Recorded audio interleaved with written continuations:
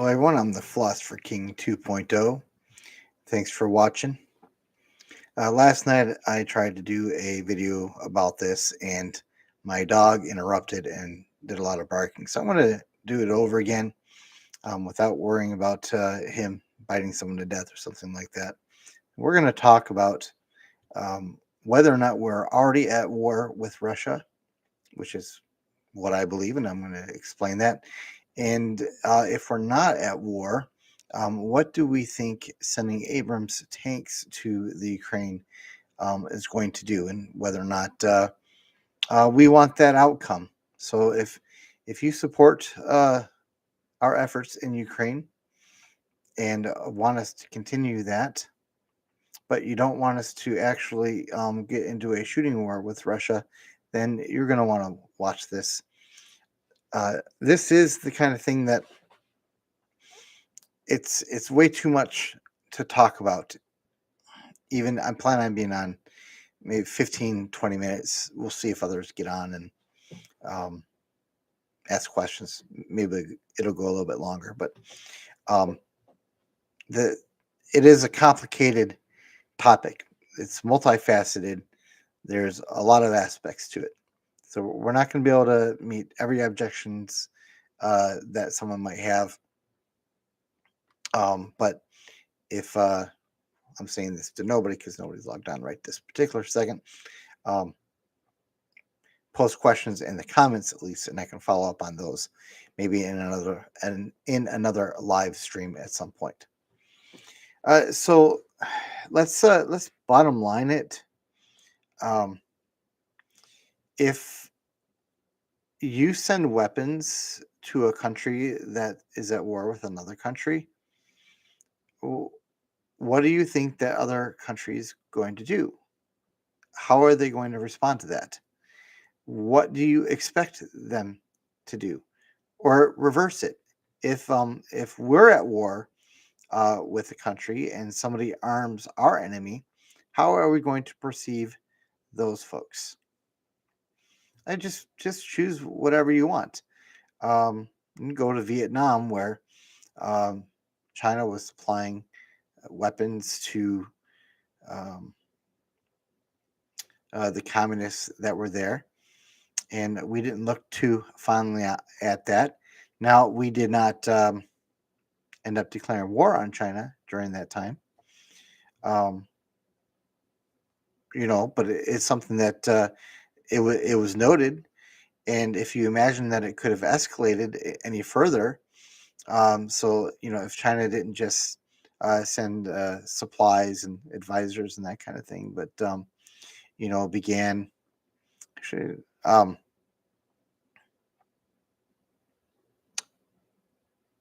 You know, going to the front lines and bringing the full weight of the Chinese military, even if not the troops, to that front. How long do you think it would have taken before we decided that, well, basically, we're at war with China and we would behave accordingly? So, this century has been really interesting in this respect, especially after World War II. We've had a lot of police actions and things of that sort.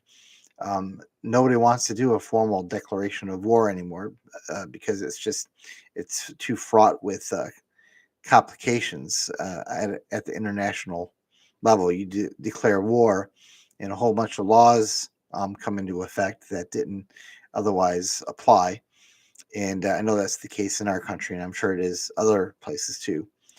But we've pushed that pretty hard.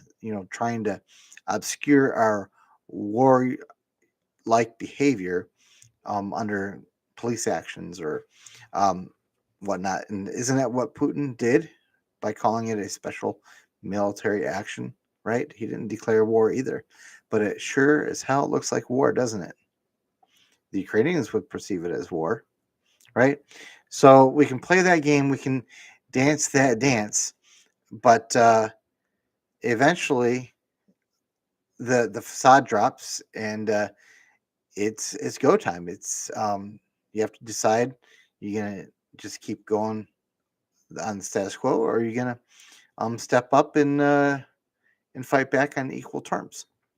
So let's consider what's going on in Russia right now. Actually, I need to back up maybe just a minute here.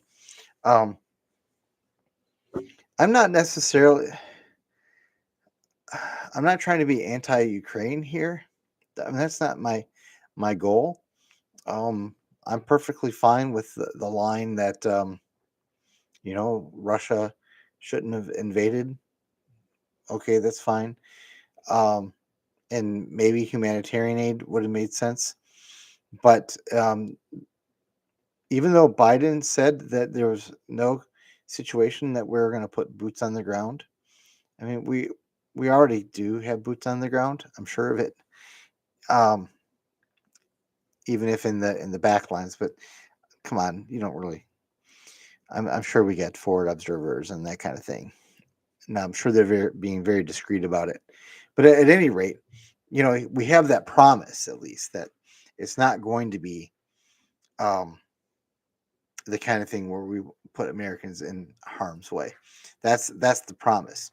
But when you continue to escalate things, if you move beyond the humanitarian aid and now you're supplying bullets and tank killers and anti-aircraft and you start actually providing the very means by which the Ukrainians are killing Russians.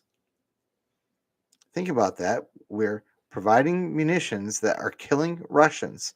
Without those munitions, Ukraine would have already fallen. I don't know. That can't be denied. You can say that the Ukrainians are the most valiant warriors that have ever existed if you want. Uh, Fine. Throw that to them. But without our weapons of NATO, they'd already be done. It'd be over. And what's keeping them alive are our continued support of the Ukrainian army with those logistical necessities. And there are dead Russians to show for it. Okay, so I mean, you can applaud that. That's fine. Applaud the whole thing. But think about it now from the point of view of Putin. Now, Putin has already said many times, and also the people at the Kremlin, and they've talked about what this fundamentally appears to be from their point of view, and they consider it acts of war, right? So it's not like we have to make it up. We don't have to um, do mental gymnastics to try to figure out what Putin really thinks. He's really told us he's not very happy, and the Russian people are not going to be very happy either. So whether you like it or not, whether you are fully behind Ukraine or not, unless you want to actually put boots on the ground in a shooting war with Russia, what do you think is going to happen if we continue to send these advanced armaments over to the Ukraine? It's almost inevitable. So then, on top of that, I mean, in my opinion, there's already some doubt about the enterprise. Can you really send Abrams tanks to a foreign country without also accompanying those tanks with American soldiers? My understanding is that these tanks are extremely sophisticated. They're much more sophisticated than the Leopard. They require a lot more logistical supply lines, a lot more training, and yeah, I know they're going to have to they'll train Ukrainians, of course, and it'll be Ukrainians actually in the tanks. But I'm skeptical, to tell you the truth. I'm skeptical that we can place those tanks in Ukraine without having American service. Place those tanks in Ukraine without having American servicemen. Not too. I think they got to be within range to lend assistance. How they actually do that, whether or not they're in the Ukraine proper, I just have trouble believing that the Ukraine will be able to do it. That they will be able to receive the required training to make use of those assets in an effective way without having Americans very close at hand. That's not a knock on the Ukrainians. It's just It's really a testament to our own um, powers, our own technological capabilities, that we have this highly sophisticated device that hardly anyone else can run unless they receive lots and lots of training. And the Ukrainians don't have the time to receive all that training. So my point is here is that this is just one more step along a chain of escalations that makes it almost inevitable that Putin is going to perceive that America is an actual state of war with our country. Now, I as I said, I think he virtually believes that already. And so we need to it's worth asking, well, why hasn't he, had a special military operation on America? Well, Putin's not an idiot, right? Now, I want to say this. I'm going to explain why this is, but it doesn't change the fact that if push comes to shove, if Putin thinks that um, this his situation and Russia's situation, maybe, I'm willing to think that. I'll just say, if he thinks that Russia itself could fall because of our involvement, then what does he have to lose, right? So, but right now he has a lot to lose if he were to do a declaration of war on us.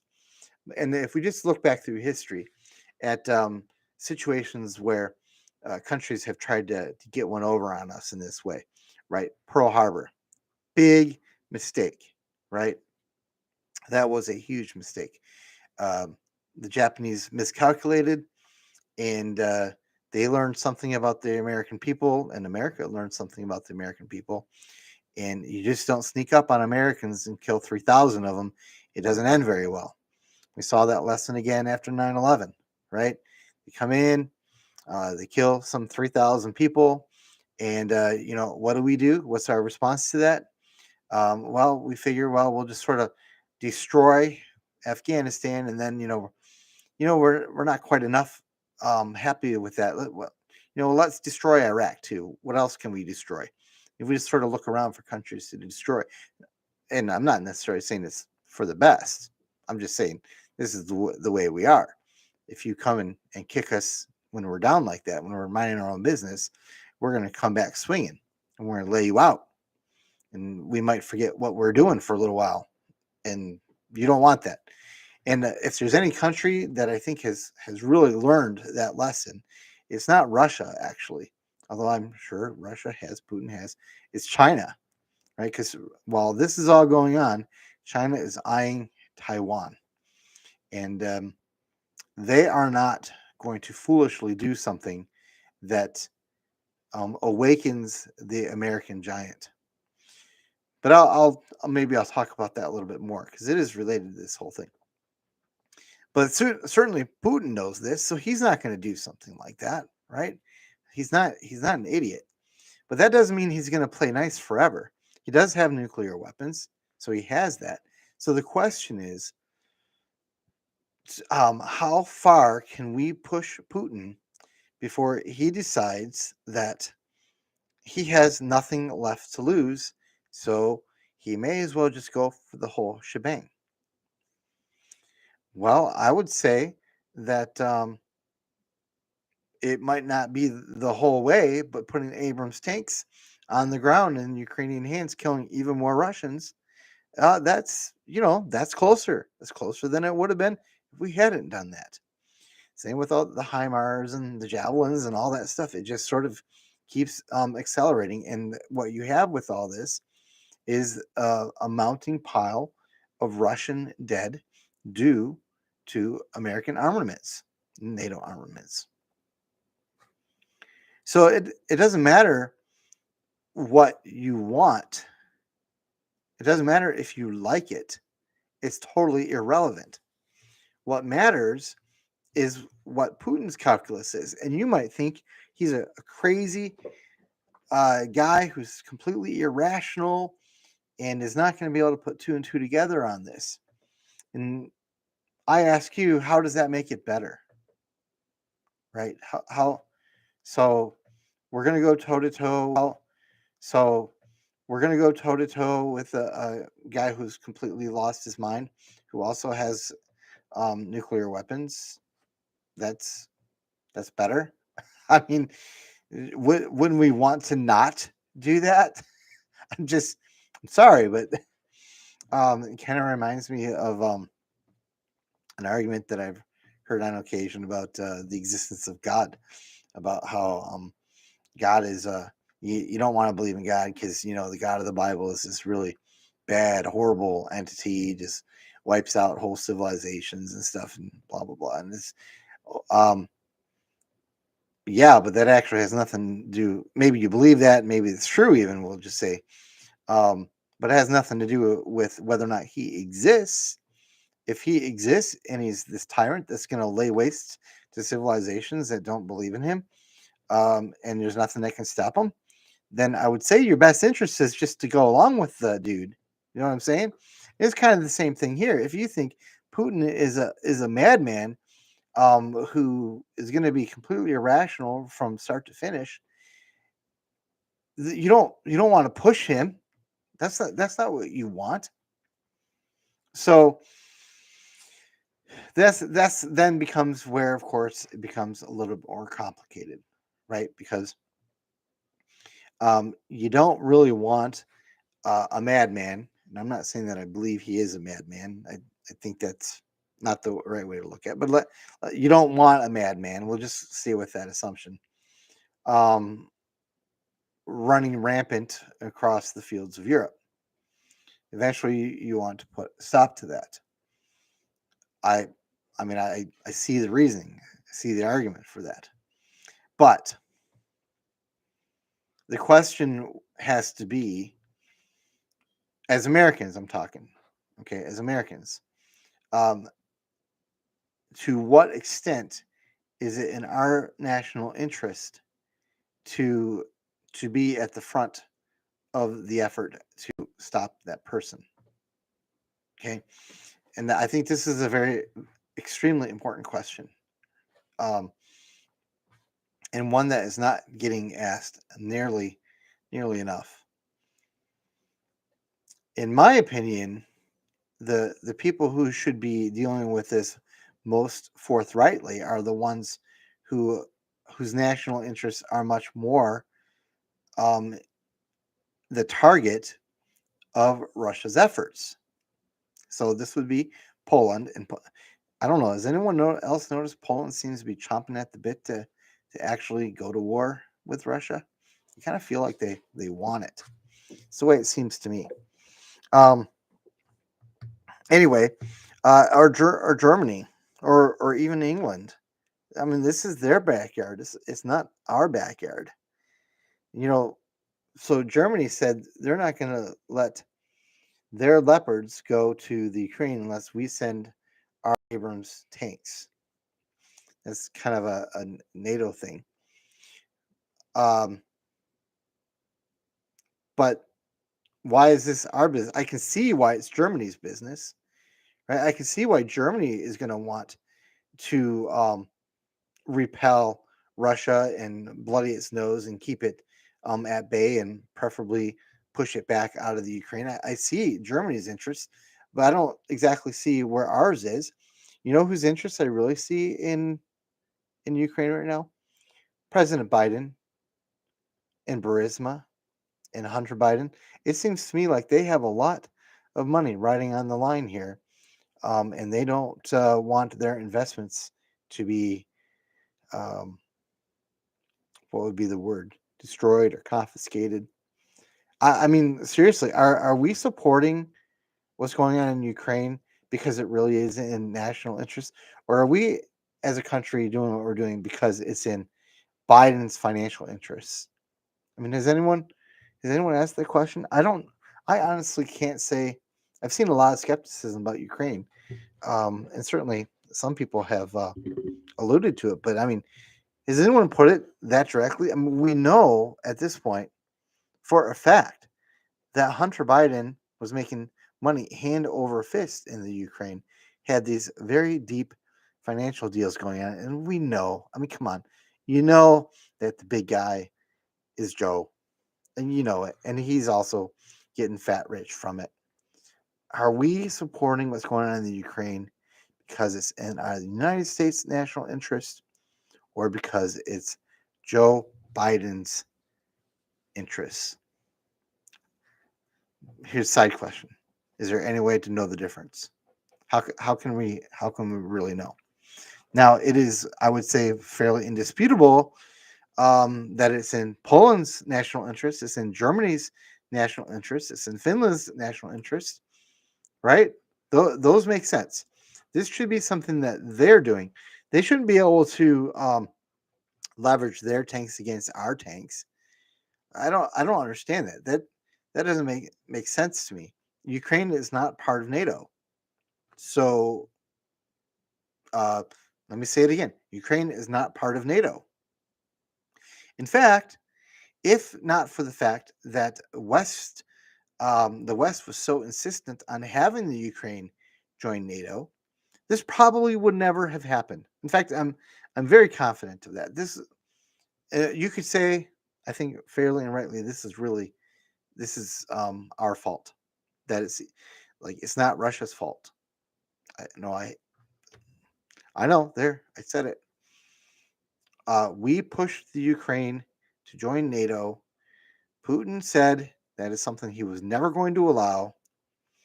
We called his bluff, and we found out he was not bluffing. Just think about all the Ukrainians who would be alive right now if we had just said, you know what, that whole NATO thing, you actually kind of have to be in the, you know, it actually has to make sense. Like, I don't even know why Turkey's in NATO. It's just, uh, okay, I'm going to get into the weeds there and maybe overspeak beyond what I want to get to into it on this. But the point is, you can still feel great outrage at what Putin has done in the Ukraine without necessarily thinking that it means that we should be putting um, Americans at harm's way in the Ukraine. And I don't see how we can't be going in that direction. And I have to wonder, where does it end? Um, I think I don't know. Did I see the number 50 Abrams tanks at some point? I don't remember where I saw that or heard that. Maybe that's just what he wanted. Um, at any rate, uh, those tanks are going to go in, and Russia's going to take them out, and then we're going to be faced with the question of whether or not we need to send more. Personally, I think Russia's been holding out on things. I don't think they're going to just sit idly by and let the Ukrainians run their tanks over. In fact, personally, I think here in February we're going to see Russia bring to bear all of their new recruits and stuff. And I don't know if it's possible that those tanks are going to be a non-issue. In fact, I believe that the one of the big reasons why Ukraine is pushing so hard for those tanks to be delivered to them ASAP is because they know they have a very limited window of time to get those and bring them into the conflict so that they'll actually make sense. And they're probably calculating that they might not have a very big window at all. Period.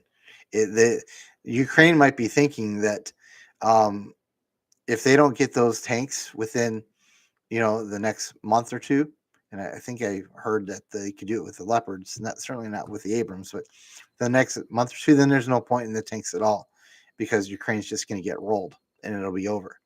So I can understand why Ukraine is frantic about it, um, but that doesn't mean that we should weaken ourselves by sending our tanks only to get destroyed.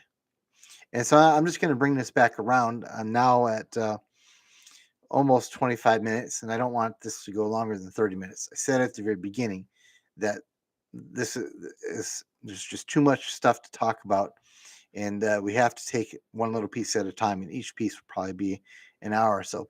But let's just talk about how we keep sending our armaments to the Ukraine and the very real possibility that that's going to escalate it into a shooting war with the Russians. Let's also consider the fact if Our weapons are there killing Russians. Yeah, that's going to make Putin pretty angry. But then we don't have those weapons to kill Chinese with, right? Because they're being used somewhere else. And you've got to know that China is watching this extremely closely. They're learning the lessons. They're not going to make the same mistake that Putin made in not dealing a death blow to Ukraine right from the start. If they're going to go for Taiwan, it's going to be fast, sudden, and final. But what are we going to stop them with? You, we, I know Taiwan. Granted, Taiwan has, um, they're very well supplied at this point. Um, but they're going to need a lot more. And it's not like you can just go and whip out an Abrams tank in like a week. These things take time to build and assemble. And you got to have the people who are trained to actually use them. And it isn't just the Abrams tanks, of course, it's the HIMARS, it's the Javelins. It's all this sophisticated men killing weaponry that we have that's all being expended in a field of battle that I'm not convinced is in our national interest to defend. It's in Germany's national interest. It's in Poland's national interest. Certainly, absolutely, Finland's. It's there, certainly. But what happens in Taiwan, I would say, is much more obviously part of our national interest. Certainly, while Taiwan is the number one chip manufacturer of the world, we're really over a barrel there, aren't we? I don't know whose bright idea was it to continue to ship over all of our technological jobs and stuff. But there it is. So we can't just be looking at what's going on in the Ukraine right now. We have to be thinking about what's going on in China, in Taiwan, and what is going to happen if we are using up all of our high value, very expensive technology on that field, in that theater, and then all of a sudden China unleashes and launches on Taiwan. We could go, what? How long? I actually saw a news article, a headline. Uh, the Pentagon was reporting that they actually said this. This is granted it was the headline. I almost hate to admit that I didn't read the article this time because I usually like to make sure that I read the articles before I comment on them. But at any rate, the headline was the Pentagon is saying that uh, there are certain armaments that they don't expect us to continue to have after if a Chinese Taiwan conflict erupts. They'll just be depleted super fast. So there are other possibilities here we have to take into account too, because I mentioned the whole Pearl Harbor thing and the 9/11 thing. And one of the serious things that has occurred under this presidential administration and the way that our culture and the media has gone over the last or throughout the last presidential administration, making Russia into the enemy, we drove Russia into a deeper alliance with China.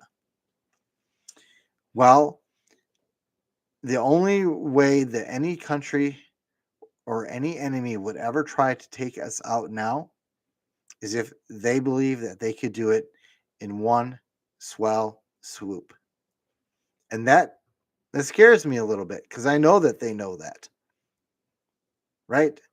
They'd be foolish. Unless they can really let us out, they're not going to do anything. But if we continue to escalate and, as I said before, leave them no other options, make it so that they have nothing else to lose, then what? Then why wouldn't they? Why wouldn't they try? Why wouldn't they give it the old college try? So these are this is a much bigger issue than just what's going on in the Ukraine. It has ramifications across the board, and I don't think that people are counting the cost. I don't think people are asking themselves whether or not their support for Ukraine goes so far as to begin having Americans coming home in body bags. Because if Americans are coming home in body bags instead of just Russian soldiers coming to Russia in body bags, that changed the dynamic pretty quickly. And who's talking about that?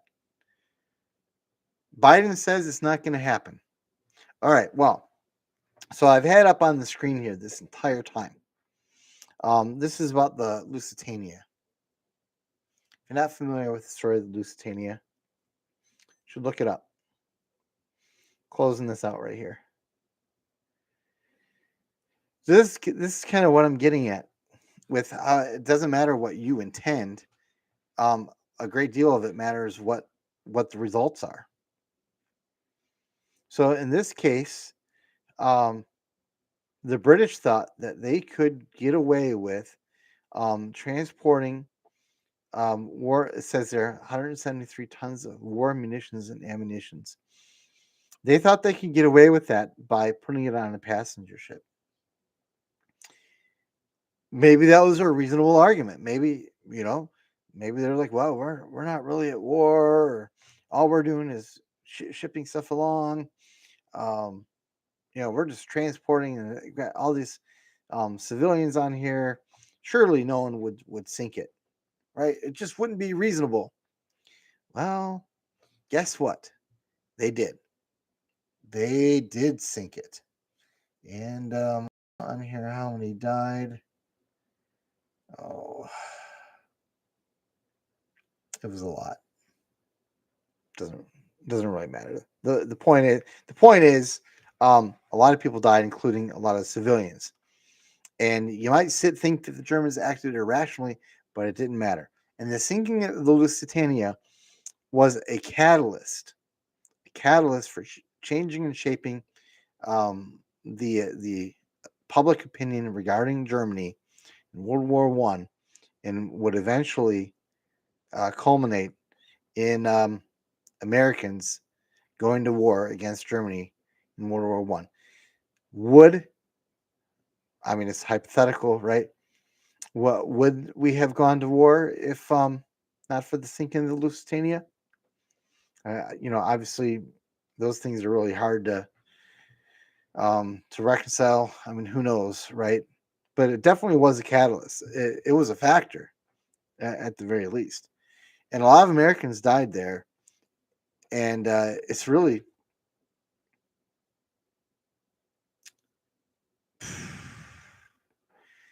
if it makes you wonder, after the war, did the people who fought that war for America, did they think it was worth it? Would they have thought it was worth it? And I don't think they would. I don't think they thought it was a good idea. I had a you ancestor that died in like the last couple of days of World War One. Certainly his family didn't think it was worth it. World War II is a little bit different, right? Most people think that it was worth fighting that. Certainly we got the whole Japanese Pearl Harbor thing, which sort of forced our hands. But my point here is that people think they can walk this fine line. The people at Washington, at the Pentagon, they think they're so smart. They think they're so clever. They're going to be able to parse this out. They're going to be able to send all these munitions there, and they're going to be able to do it in such a way that they'll be able to say, well, yeah, we shipped these weapons there, but it was in a civilian caravan, just to keep the Lusitania parallel going. And I'm saying, they can be as clever as they want, but it doesn't matter if the other side doesn't like it and they decide to act militarily. Then you're in for it. You're in it. Didn't matter what you wanted. War is what you got. And that is the trajectory that we're on.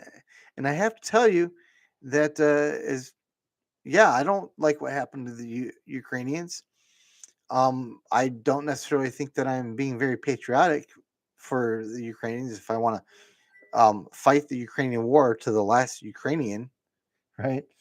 We support the Ukrainian war right down to the last Ukrainian soldier. Yeah, the Ukrainians be like, whoa, thanks for your support, I guess.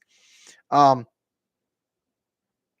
don't like what happened there, but I don't want to have a world war break out because of it. I don't want to have a couple American cities nuked. I don't want to have a EMP launched across the country, and then have dual attack Russia and China and whatever allies they can get to attack us simultaneously, knock out our grid and throw us into chaos. And like I said, I don't think they're going to do it unless they think they can do it with finality, right? So it would be severe. I don't want any of that. But here we go. We're going to continue to make it so that Putin has fewer and fewer choices and options. We're backing the dog into the corner. What do you think is going to happen? And if you don't want that, then maybe we should stop backing the dog into the corner. Just saying. I'm not judging. Hey, maybe you're all Ukrainian all the time, hoorah. Maybe you do want the war, but if you're the one that supports Ukraine but doesn't want war, then you need to do your part to put a stop to this, because you're going to get something that you didn't bargain for, and it's not like it was hard to see coming. It's as plain as the nose on your face. All right, so if you do happen to get a hold of this and you want to leave comments, I will be talking about this again. I'll probably make many of the same points again. Leave questions or comments. I'll respond to them in a future video. And be careful out there, because we're governed by morons, and we're all on our own. This is Philosopher King 2.0. Out.